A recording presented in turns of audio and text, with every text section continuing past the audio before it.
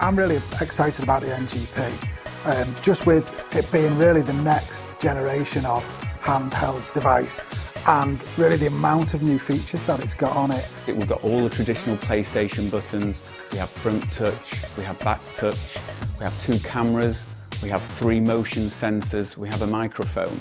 I think the back and front camera is going to be really interesting. I think there's a lot of cool stuff you could do with it, particularly when it comes to augmented reality. Actually, you're looking at the screen, you can see through the screen into the real world, and you can move around, and then we can lay the augmented reality on top of that. So you could scan in your face, put yourself into a game, and with games like Reality Fighter, that's exactly what we're doing. It's a lot of fun scanning in your friend and then beating the hell out of them. Rear touch is really interesting because it isn't something what we've been able to play with before. Nobody's ever had it. And the great thing about rear touch is it means that you can still use touch without having your fingers in the way. The rear touch does catch the eye because it's new and innovative, but we can't forget the twin sticks for the first time on a portable device. You finally feel like you actually got these miniaturized sticks that really work in your hands, and you can play all the first-person shooter games, all the gallery shooter games exactly as they were meant to be played.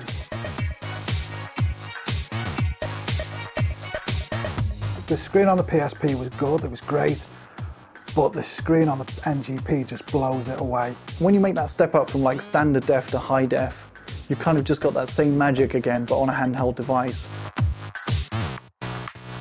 We look at the connectivity of the device.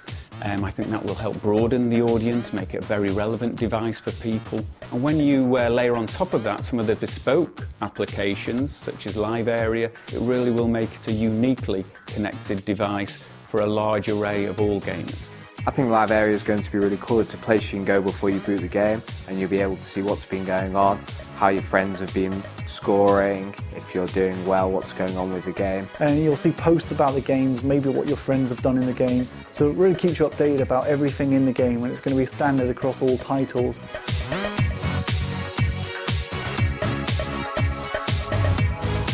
It's always interesting when you give the new hardware, the new kits to our development teams to see how excited they get. I'm really looking forward to developing an NGP game with rear touch.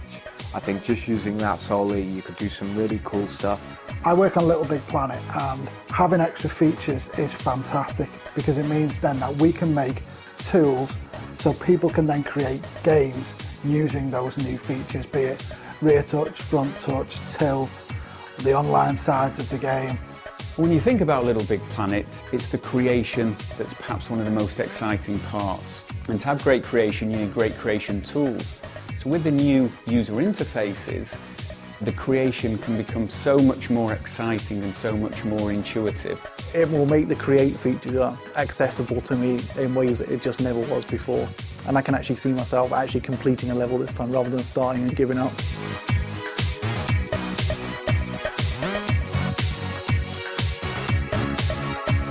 Some of the tech demos I've seen so far lead me to believe that there's a lot of promise there, and there's going to be a lot of great games coming.